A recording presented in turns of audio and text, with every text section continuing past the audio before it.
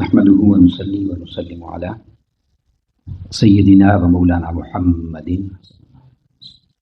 رسوله النبي الأمين المكين الحنين الكريم الرؤوف الرحيم أما بعد فأعوذ بالله من الشيطان الرجيم بسم الله الرحمن الرحيم قال الله تبارك وتعالى في الكلام المجيد والفرقان الحميد وترى الشمس إذا طلعت تزاوروا عن كهفهم ذات اليمين وإذا غربت تقرضهم ذات الشمال وهم في فجوة منه ذلك من آيات الله من يهد الله وهو المهتد ومن يضلل فلن تجد له وليا مرشدا صدق الله مولانا العظيم. وقال الله تبارك وتعالى في شان حبيبه مخبرا وآمرا إن الله وملائكته يصلون على النبي يا أيها الذين آمنوا صلوا عليه وسلموا تسليما. مولاي صل وسلم دائما أبدا على حبيبك خير الخلق كلهم. يا ربي بالمصطفى بلغ مقاصدنا واغفر لنا ما مضى يا واسع الكرم. الحمدللہ تعالی اللہ رب العزت کا بے پناہ لطف و کرم، اس کا احسان عظیم ہے جس کی توفیق خاص کے ساتھ ہم سب آج کی اس بابرکت ماہانہ 11ویں شریف کی نشست میں حاضر ہوئے ہیں، جس کا اہتمام خاص طور پر اصال ثواب محترم عبید الدین بھائی کے والد گرامی مرحوم و مغفور نبی الدین صاحب کے اصال ثواب کے لیے کیا گیا ہے۔ اللہ رب العزت ان کے درجات بلند فرمائے، ان کی کامل بخشش و مغفرت فرمائے، انہیں جنت الفردوس میں اعلیٰ مقام عطا فرمائے۔ آج کی اس مبارک نشست میں میں جس ٹاپک پر چند باتیں آپ کے سامنے عرض کرنا چاہ رہا ہوں، اگر آپ کو یاد ہو تو پچھلی نشست میں ہم نے حضور خواجہ اجمیر خواجہ معین الدین چشتی اجمیری رحمۃ اللہ تعالی علیہ کی ذات گرامی کے حوالے سے مضمون کو بیان کیا تھا۔ پھر مالخانی صاحب کے گھر ان کی بیٹی مصطفیٰ مالخانی وہ مغفور کے اصال ثواب کی نشست میں بھی اسی کو میں نے آگے جاری و ساری رکھا، کیونکہ ہمارا یہ سلسلہ وار ہفتہ وار درس قرآن بھی ہے، تو کچھ دوستوں نے ایک دو سوالات پوچھے تھے، جس وجہ سے پہلے سے میں نے یہ ارادہ کیا تھا کہ اس مضمون کو اس انداز سے بیان کرنا ہے۔ وہ سوال یہ ہے، سمجھنے والی بات ہے کہ جب ہم اللہ کے محبوب بندوں کی بات کرتے ہیں جنہیں اولیاء اللہ کا ٹائٹل خود اللہ رب العزت نے دیا ہے، تو ان کے مراکب کی بات ہوتی ہے، ان کے فضائل کی بات ہوتی ہے، ان کی سیرت و کردار کی بات ہوتی ہے، ان کی زندگی اور اسوہ کی بات ہوتی ہے، تو اس میں بہت ساری ایسی چیزیں آتی ہیں کہ جو اللہ رب العزت کی طرف سے خاص عطا ہوتی ہے ان لوگوں کے لیے، اس لیے وہ بات آسانی سے ہر کسی کو سمجھ نہیں آتی، تو بہت سارے سوال کیے جاتے ہیں۔ تو بنیادی طور پر جب انسان کوئی بھی بات کرتا ہے، یا میں اور آپ ہیں یا ہم سب ہیں، تو عقیدے کی وضاحت کا ہونا بہت ضروری ہوتا ہے۔ اگر انسان کو اپنے عقیدے کی وضاحت نہ ہو تو پھر وہ سوال کا جواب نہ دینے کی وجہ سے ڈگمگا جاتا ہے۔ تو یہ آیت کریمہ ایسی ہے جس میں اس عقیدے کی وضاحت کی گئی، جو شان اولیاء ہے، جو مقام اولیاء ہے، اس کی وضاحت ہے۔ تو ضروری ہے یہ چیز کہ ہمیں اپنے عقیدے کی وضاحت ہو، اور وضاحت کیسے ہوتی ہے؟ بڑی سادہ سی بات ہے، قرآن و حدیث کی سمجھ کے ساتھ۔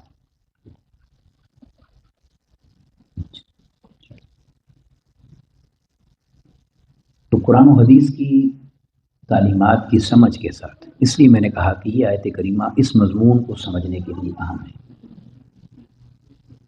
میں اسی آیت کریمہ کی روشنی میں چند ایک باتیں کروں گا تاکہ ہم اس مضمون کو سمجھ سکیں۔ یہ واقعہ ہے اصحاب کہف کا سورہ کہف انہی کے نام پر ہے، اور یہ چند لوگوں کا واقعہ ہے کہ جو مسلمان تھے، عیسیٰ علیہ السلام کے ماننے والے تھے، اور وہ اپنا ایمان بچانے کے لیے اس وقت کے ظالم بادشاہ سے بھاگے تھے کہ وہ زبردستی انہیں اسلام چھوڑنے پر، دین چھوڑنے پر مجبور نہ کرے، تو وہ پناہ لینے کے لیے ایک غار میں چلے گئے تھے۔ وہاں اللہ رب العزت نے ان کو 309 سال تک نیند عطا فرمائی۔ وہ 309 سال تک سوئے رہے۔ پھر بادشاہ کی 2-3 نسلیں ختم ہو گئیں، وہ 309 سال تک سوئے رہے۔ تو 309 سال تک اللہ رب العزت نے غار میں ان کو محفوظ رکھا۔ یہ اس واقعہ کی یعنی میں نے بنیاد آپ کو بتائی۔ اب دیکھیں اللہ رب العزت اسے قرآن مجید میں بیان کیسے فرماتا ہے۔ یہ آیت نمبر 17 ہے۔ ارشاد فرمایا وَتَرَى الشَّمْسَ إِذَا طَلَعَتْ، اور آپ دیکھتے ہیں، اور اس وقت لوگوں نے دیکھا جب یہ واقعہ پیش آیا کہ جب سورج طلوع ہوتا تھا۔ اب ذرا ایک لمحے کے لیے غار کے منظر کو سمجھیے گا۔ جب سورج نکلتا ہے اس وقت اور سورج غروب ہوتا ہے تو براہ راست روشنی غار کے اندر جانی تھی، سورج کی کرنیں۔ تو اللہ رب العزت نے اس بات کو بیان فرمایا، اور تَرَى الشَّمْسَ إِذَا طَلَعَتْ، جب سورج طلوع ہوتا تھا تو اس وقت اگر کوئی سورج کو دیکھے تَزَاوَرُوا عَنْ كَهْفِهِمْ ذَاتَ الْيَمِينِ، تو وہ طلوع کے وقت ان کی غار سے دائیں جانب ہٹ جاتا تھا، یعنی ایسے نکلے تو سیدھا فوکس اس کا غار کے منہ سے ان اصحاب کہف پر پڑنا تھا۔ تو فرمایا نکلتے ہوئے ان کو دھوپ کی شدت سے بچانے کے لیے سورج دائیں طرف ہو کر نکلتا تھا تاکہ براہ راست ان پر روشنی نہ پڑے۔ ٹھیک ہے، اب یہ تفسیر قصہ کہانی نہیں ہے، یہ اس کا ترجمہ ہے۔ عربی جو جانتا ہے وہ سمجھتا ہے، میں نے کوئی تفسیر نہیں کہی ابھی، صرف اس آیت کا ترجمہ بتا رہا ہوں۔ پھر فرمایا وَإِذَا غَرَبَتْ، اور جب سورج غروب ہوتا تھا تَقْرِضُهُمْ ذَاتَ الشِّمَالِ، تو پھر وہ ان کو اس دھوپ سے بچانے کے لیے بائیں طرف ہٹ جاتا تھا، بائیں طرف ہٹ کے غروب ہوتا تھا تاکہ سورج کی روشنی جو شعاعیں ہیں براہ راست ان پہ نہ پڑیں۔ تو نکلتے ہوئے دائیں طرف یعنی ہٹ جاتا تھا، اور غروب ہوتے ہوئے بائیں طرف ہٹ جاتا تھا۔ اور کیوں ایسا ہوتا تھا یہ بھی بیان فرمایا۔ یہ جو میں بات کر رہا ہوں نا اس کو آپ قرآن مجید نے بیان فرمایا وَهُمْ فِي فَجْوَةٍ مِّنْهُ، اس لیے کہ اس کے اندر بالکل درمیان میں وہ لیٹے ہوئے تھے، غار کے اندر میدان میں وہ لوگ لیٹے ہوئے تھے اصحاب کہف۔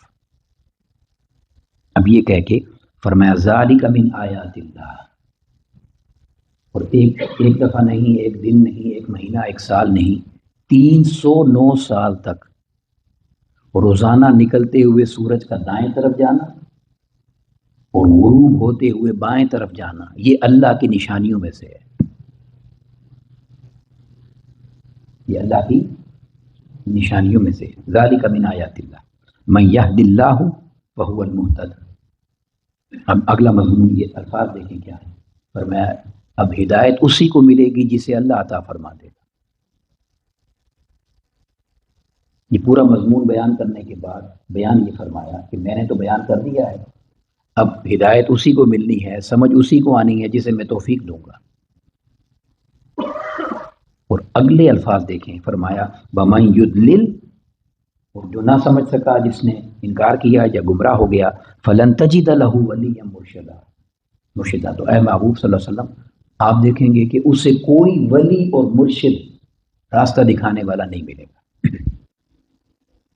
اب یہ وہ پوری آیت کریمہ ہے جو اللہ رب العزت نے، آگے مضمون اور بھی ہے مگر میں نے اس حصے کو لیا، تو اللہ رب العزت نے یہاں پر اس بات کو بیان فرمایا۔ تو پورا ان کا جو واقعہ ہے اس کی تفصیل اللہ رب العزت نے عطا فرما دی۔ میں دہرا کر پھر آگے چلتا ہوں کہ 309 سال تک سورج نکلتے ہوئے دائیں ہٹ جاتا تھا غار کے منہ سے، اور غروب ہوتے ہوئے بائیں ہٹ جاتا تھا، اور اس سے اللہ رب العزت نے اپنی نشانی فرمایا۔ کس لیے یہ بات اللہ رب العزت نے جو فرمائی، اس میں راز کیا ہے؟ تو اس میں راز یہ ہے، یہ نشانی اللہ کی اس لیے ہے کہ قرآن مجید کا اگر آپ مطالعہ کریں تو من آیات اللہ کے لفظ یعنی آیات اللہ، اللہ کی نشانیوں کے لفظ یہ خاص مقامات پر آئے ہیں۔ جب صالح علیہ السلام کی اونٹنی کو اللہ رب العزت نے پہاڑ سے پیدا فرمایا، پہاڑ سے جنم لے کر باہر آئی، تو اللہ نے فرمایا یہ میری نشانی ہے۔ جب عیسیٰ علیہ السلام کو اللہ رب العزت نے بن باپ کے پیدا فرمایا تو فرمایا یہ میری نشانی ہے۔ جب بی بی مریم سلام اللہ علیہا کے پاس بے موسم پھل آئے تو اللہ رب العزت نے فرمایا یہ میری نشانی ہے۔ تو اس مقام پر جو یہ فرمایا ہے کہ یہ اللہ کی نشانیوں میں سے ہے،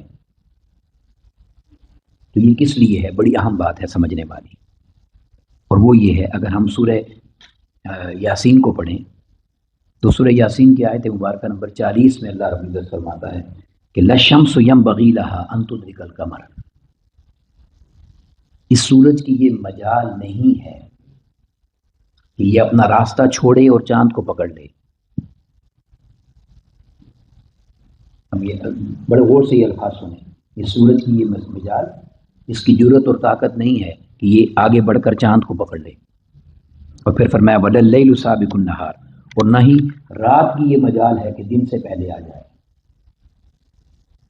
صبح و شام کی بات اللہ رب العزت نے کی، اور فرمایا وَكُلٌّ فِي فَلَكٍ يَسْبَحُونَ، اور یہ سب اس لیے ہے کہ یہ سب ستارے اور سیارے جو ہیں یہ اپنے ٹریک پر چل رہے ہیں، یہ کبھی ڈی ٹریک نہیں ہوتے۔ ٹھیک، اب اس کے بعد فرمایا، یہ پہلی آیت کریمہ میں اس سے ارشاد فرمایا وَالشَّمْسُ تَجْرِي لِمُسْتَقَرٍّ لَهَا، اور سورج جو ہے ہمیشہ اپنے مقررہ راستے پر چلتا ہے، ایک لمحے کے لیے بھی رائٹ لیفٹ نہیں ہوتا۔ اور یہ بات کہہ کے فرمایا ذَلِكَ تَقْدِيرُ الْعَزِيزِ الْعَلِيمِ، اور یہ جو سورج جہاں ستارے کا بالکل سیدھا چلنا ہے نا، ایسے جیسے بس ریبورٹ چل رہا ہوتا ہے، آگے پیچھے بالکل نہیں ہوتے۔ فرمایا یہ اس بڑے علم والے اور بڑی عزت اور شان والے رب کی تقدیر ہے۔ اب باقی ستارے سیاروں کو چھوڑ دیں، سورج پہ آ جائیں، تو فرمایا سورج کی یہ مجال نہیں ہے کہ اپنے ٹریک سے ایک ذرا بھی رائٹ لیفٹ ہو۔ ٹھیک ہے، یہ قرآن مجید ہے، اور ادھر خود فرما رہا ہے کہ 309 سال تک صبح رائٹ چلا جاتا تھا اور شام کو لیفٹ چلا جاتا تھا۔ کیوں؟ فرمایا اس لیے کہ ذَلِكَ مِنْ آیاتِ اللہ، جب تم اس قرآن مجید کو پڑھو گے تو تمہیں سمجھ آئے گی کہ یہ سورج کبھی اپنے راستے سے نہیں ہٹتا، تو کوئی ایک دفعہ نہیں ہوا بائی چانس یا ویسے ہی ہو گیا، 309 سال تک 3 صدیاں یہ سورج طلوع اور غروب کے وقت رائٹ اور لیفٹ اگر ہوتا رہا ہے، تو تمہیں ان لوگوں کی سمجھ نہیں آتی کہ جن کے لیے میں نے اپنی تقدیر کو بدل دیا؟ تم ان لوگوں کے مقام کا انکار کیسے کرو گے؟ تمہارے لیے تو ایک لمحہ ایک سیکنڈ آگے پیچھے نہیں ہوتا، اور ان لوگوں کی بات کرتے ہو جنہیں میں نے یہ شان عطا کر دی کہ ان کے آرام کی خاطر میں نے اپنی تقدیر کو ہی بدل ڈالا۔ یہ وہ بات ہے جو ہمارا عقیدہ ہے نا، ہم کہتے ہیں نگاہ ولی میں وہ تاثیر دیکھی کہ بدلتی ہزاروں کی تقدیر دیکھی۔ یہ شعراء کا کلام نہیں ہے، یہ اللہ کا کلام ہے۔ اپنے محبوب بندوں کی خاطر اپنی تقدیر کو بدلتا ہے۔ یہاں ایک بڑی عجیب بات ہے، میں کہنے لگا ہوں، قرآن مجید نے اللہ رب العزت نے فرمایا میں جب لکھ دیتا ہوں نا کچھ، جو فیصلہ کر دیتا ہوں، تو میں کسی کا پابند نہیں ہوں کہ مٹا نہ سکوں۔ میں لکھتا بھی ہوں اور مٹاتا بھی ہوں۔ مجھے کس نے پوچھنا ہے کہ پہلے یہ لکھا تھا تو آپ کیسے کر دیا؟ کوئی ایگریمنٹ کیا اس نے کسی کے ساتھ؟ وہ تو فعال لما یرید ہے، تو وہ لکھتا اس لیے، اسے خبر ہے کہ بعد میں کیا ہونا ہے، مگر لکھتا اس لیے ہے کہ بعد میں جب مٹاؤں گا تو تمہیں سمجھ آئے گی کہ جس کے لیے مٹایا ہے وہ میرا کتنا محبوب ہے۔ کیونکہ سارا جو تقدیر کا حصہ ہے اللہ رب العزت نے اس ایک آیت کریمہ میں اس کو واضح فرمایا۔ اور بھی مقامات ہیں قرآن مجید کی، مگر میں اس واقعے کی تفصیل میں آپ کو عرض کر رہا ہوں۔ تو اللہ رب العزت نے بیان فرمایا کہ یہ وہ لوگ ہیں کہ جن لوگوں کی خاطر میں نے 309 سال تک اپنی تقدیر کو خود بدلا، اور سورج یعنی صبح و شام ان کے لیے رائٹ لیفٹ ہو جاتا تھا۔ اب یہ جو باتیں میں نے کہی ہیں، اس میں حضرت عبداللہ بن عباس رضی اللہ تعالیٰ عنہ جن کو آقا علیہ السلام نے اس امت کا سب سے بڑا مفسر قرآن کہا، اس سے بڑی تو کوئی سند نہیں ہے۔ آقا علیہ السلام نے فرمایا اس امت کا سب سے بڑا قرآن کا مفسر یہ ہے، حضرت عبداللہ ابن عباس رضی اللہ تعالیٰ۔ وہ فرماتے ہیں یہ اللہ رب العزت نے 309 سال جو سورج کو رائٹ لیفٹ کیا طلوع اور غروب کے وقت، یہ اس لیے کیا کہ اگر دھوپ سیدھی اندر جاتی تو ان کے جسموں کو جلاتی، سورج میں تپش ہوتی ہے نا، وہ ان کے جسموں کو جلاتی۔ اور پھر فرمایا کہ وہ کھلی جگہ پر تھے، ایسی ہوادار جگہ تھی کہ ان کو ہوا بھی لگے، کیونکہ اگر ہوا نہ لگتی تو ان کے جسم گل جاتے، کیونکہ وہ سوئے ہوئے تھے، انہیں کچھ پتہ نہیں تھا۔ جیسے بندہ سو جاتا ہے نا، ہم کہتے ہیں سویا اور مرا برابر ہے، حدیث پاک میں ہے نیند آدھی موت ہے۔ اس لیے ان کو ہوادار رکھا کہ ہوا ان کے جسم نہ گلیں، ہوا سے وہ تر و تازہ رہیں۔ اور تیسری چیز بیان فرماتے ہیں کہ آگے قرآن مجید میں آئے گا، آگے مضمون عرض کروں گا، فرمایا کہ ہر 6 مہینے کے بعد اللہ ان کی کروٹ بدل دیتا تھا، خود اللہ رب العزت رائٹ لیفٹ ان کو کر دیتا تھا، تاکہ ان کے جسم پر ایک جانب بھی بوجھ نہ پڑے۔ یہ اہتمام اللہ رب العزت نے 309 سال تک ان کے لیے فرمایا۔ امام نصفی رحمۃ اللہ تعالی علیہ اپنی تفسیر میں بیان فرماتے ہیں اسی بات کو کہ اللہ رب العزت نے یہ معاملہ اس لیے کیا انہم فی ظل نہارہم، کیونکہ وہ براہ راست سورج کی روشنی میں لیٹے ہوئے تھے، تو 309 سال تک سورج کو ہٹایا کہ ان کے جسموں پر تکلیف نہ آئے، ان کے جسموں پر کوئی خراش اور تکلیف بولیے نہ آئے۔ تو فرمایا اب اس کے بعد وہ بیان کرتے ہیں لا تصیبہم اختصاصا لہم بالکرامہ، یہ بڑی اہم بات۔ اور اللہ رب العزت نے 309 سال تک سورج کو رائٹ لیفٹ کر کے خاص طور پر بیان کر دیا کہ وہ اپنے اولیاء کو اسی طرح کرامات عطا کرتا ہے، اپنے اولیاء کو اسی طرح کرامات عطا کرتا ہے، اور نہ صرف دنیا کی زمینی بلکہ جو مقام والے ہوں ان کو اللہ آسمانی کرامات بھی عطا کرتا ہے۔ حضور مولا کائنات علیہ السلام نے ارشاد فرمایا کہ مجھ سے زمینی راستوں سے زیادہ آسمانی راستوں کا پوچھا کرو، کیونکہ میں زمینی راستوں سے زیادہ آسمانی راستوں کو جانتا ہوں۔ تو اللہ رب العزت، اب یہ بات میں نے جو کہی نا غور سے سنیں، یہ حضرت عیسیٰ علیہ السلام کے امتی ہیں، ان کی شان بیان ہو رہی ہے۔ تو جو آقا علیہ السلام کے امتی ہوں اور وہ اللہ کے دین پر استقامت سے قائم ہو جائیں تو ان کی عظمت اور شان کا عالم کیا ہوگا، ان کی فضیلت اور عظمت کیا ہوگی۔ اور پھر اللہ رب العزت نے اس کے بعد جو بات میں نے پہلے آپ کو کہی، یہ سارا مضمون بیان کر کے فرمایا اب ہدایت اسی کو ملے گی جسے ہم چاہیں گے۔ اور اگلی بات جو میں نے الفاظ بڑی توجہ سے سننے والے ہیں، رب کائنات نے فرمایا وَمَن يُضْلِلْ، اور اگر کسی کو ہدایت نہ ملی، کوئی نہ سمجھ سکا، فَلَن تَجِدَ لَهُ وَلِيًّا مُرْشِدًا، پھر اس کا نہ کوئی مددگار ہوگا ولی، نہ مرشدہ، کوئی اسے راہ دکھانے والا ہی نہیں ہوگا۔ اب یہ ایک مقام ہے قرآن مجید کی آیت کریمہ کو یاد رکھ لیں، یہاں ولی اور مرشد یہ دونوں لفظ ایک جگہ پر آئے ہیں، ولی یا مرشدہ قرآن مجید میں، یہ جو ہم کہتے ہیں نا مرشد ولی کہتے ہیں، یہ قرآن مجید کے الفاظ ہیں، اور یہ دونوں ایک جگہ آئے ہیں۔ اس کا مطلب یہ ہے کہ ولی یعنی مددگار اور مرشد راستہ دکھانے والا۔ تو جو ولی ہوتا ہے وہی مرشد ہوتا ہے، اور جو مرشد ہوتا ہے وہی ولی اور مددگار ہوتا ہے۔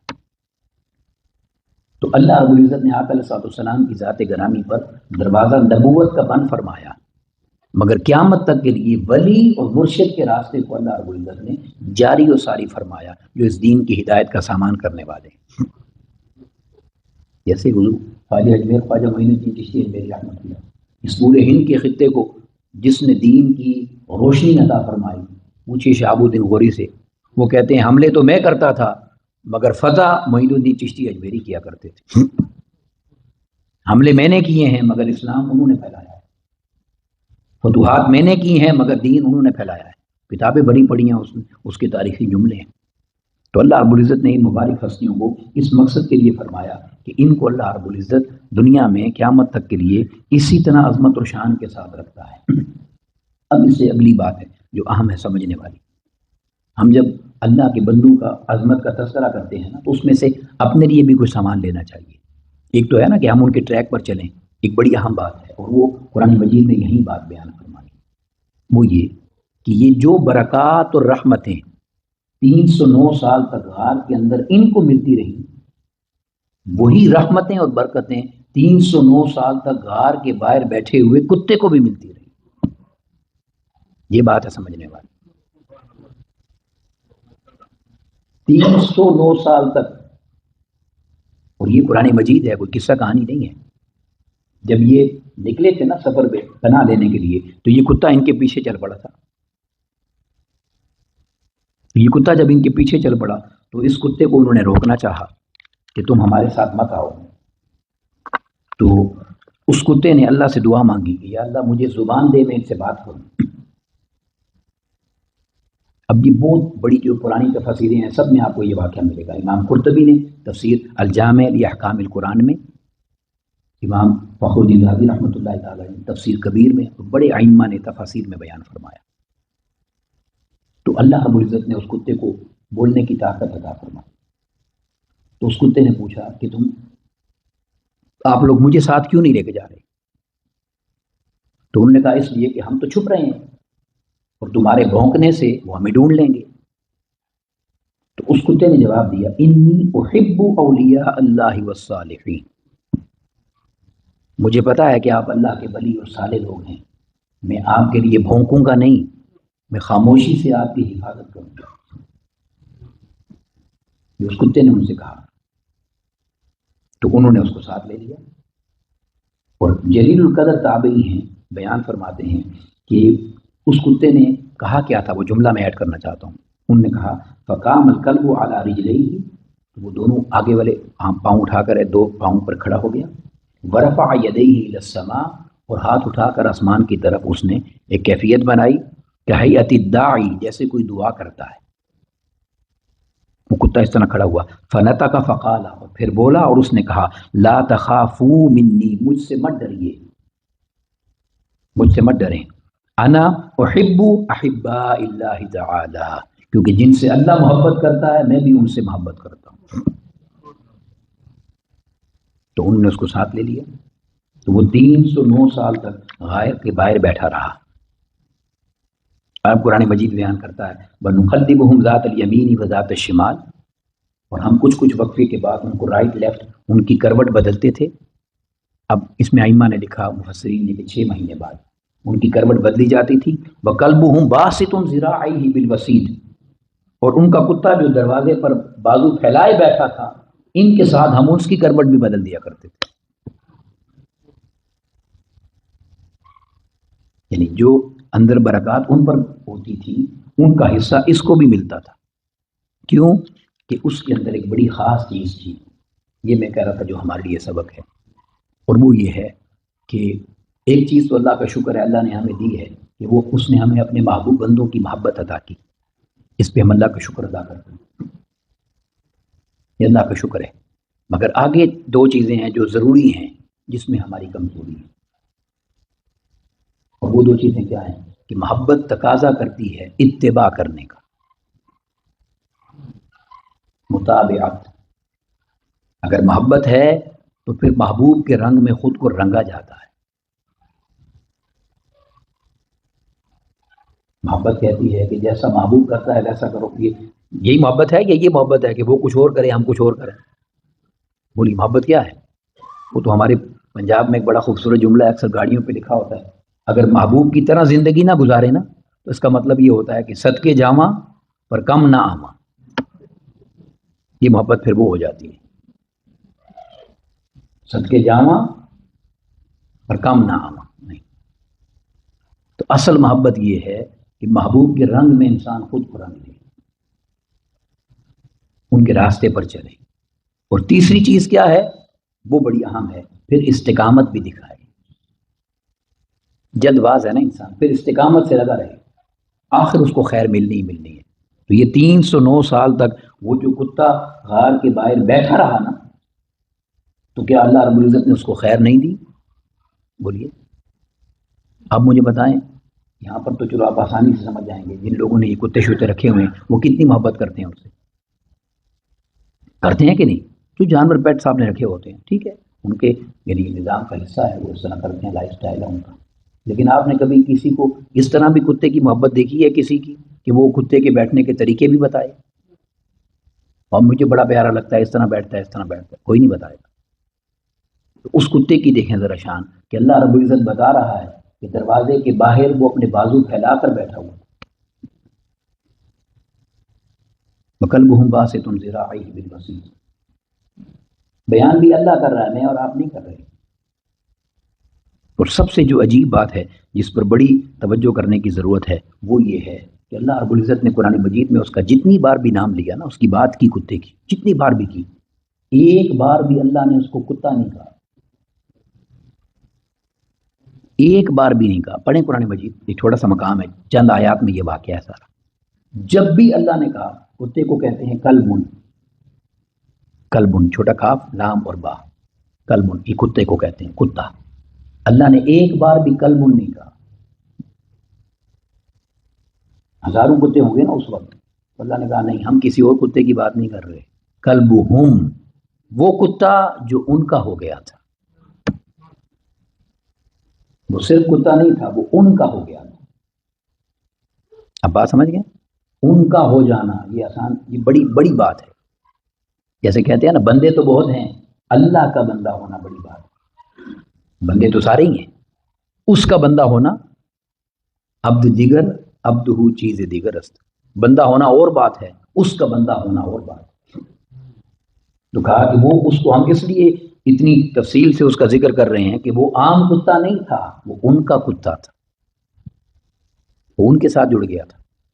تو اس نے محبت بھی کی، اس نے راستہ بھی اپنایا، مطابقت بھی کی، استقامت سے بیٹھ گیا. تو 309 سال تک گرمی سردی سے بھی بچایا، دھوپ کی شدت سے بھی بچایا، بارش آندھی طوفان سے بھی بچایا، اور 309 سال تک کھائے پیے بغیر تر و تازہ اور زندہ رکھا. جب ان کو ہوش آیا نا تو ایسے تھوڑے کپڑے شپڑے جھاڑ کے سیدھے کھڑے ہوئے اور ایک دوسرے سے کہتے ہیں کتنی نیند کی ہے ہم نے. ایک بولا 1 دن کی ہے، دوسرے نے کہا لگتا ہے 2-4 گھنٹے کی ہے. 309 سال بعد کوئی اٹھے تو یہ کہے گا 3-4 گھنٹے کی ہے. وہ کتنے فریش تھے اور ان کی فریشنس کا اللہ نے کتنا اہتمام کیا تھا کہ انہیں 3-4 گھنٹے لگے، ادھر 309 سال گزر گئے.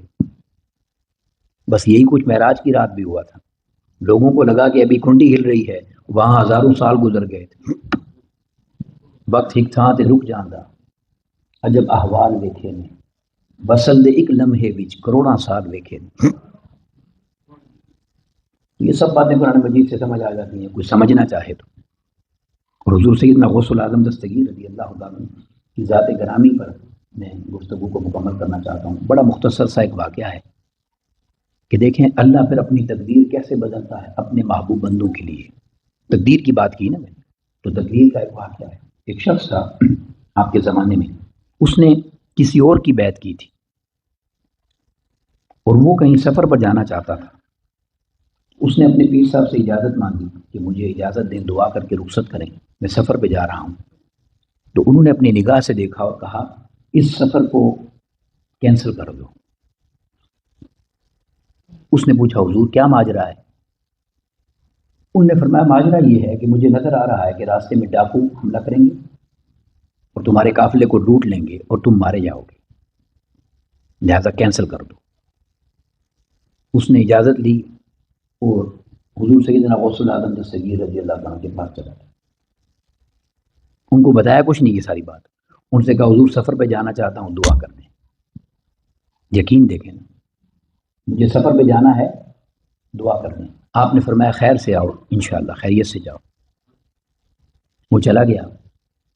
دوران سفر اس نے خواب دیکھا.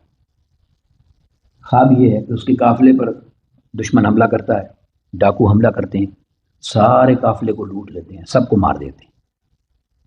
وہ ڈر کے اٹھ گیا خواب میں. اس نے پانی شانی پیا، فریش ہوا، سارا سفر کر کے جب واپس پہنچا تو حضور پیر صاحب غوث پاک کی بارگاہ میں گیا، دعا سلام کر کے اپنے پیر صاحب کے پاس پہنچا اور جا کر اس نے سلام کیا. تو اس وقت حضور پیر صاحب نے فرمایا کہ تمہاری خیریت سے آنے کا راز یہ ہے کہ تقدیر وہی تھی جسے عبد القادر کی دعا نے تمہارے خواب میں بدل دیا. تمہاری تقدیر وہی تھی جو منظر تم نے دیکھا، اسی طرح حملہ ہونا تھا، تم سارے قافلے نے مر جانا تھا، مگر تم سمجھدار ہو، تم ان سے دعا کر کے نکلے تھے۔ اور حدیث پاک میں آتا ہے کہ سفر پر جاتے ہوئے دعا کیا کرو اور کروایا کرو، تو اللہ رب العزت نے اس کی دعا کے بدلے میں تمہاری تقدیر کو خواب سے بدل دیا تھا۔ اس لیے کہ اگر وہ پہلی امتوں کے اولیاء کے لیے 309 سال تک تقدیر بدلتا ہے تو اس امت کے اولیاء کے لیے ایک دن ایک مہینے کے لیے تقدیر کیوں نہیں بدلے گا؟ یہی بات علامہ اقبال نے کہی، خودی کو کر بلند اتنا کہ ہر تقدیر سے پہلے خدا بندے سے خود پوچھے بتا تیری رضا کیا ہے۔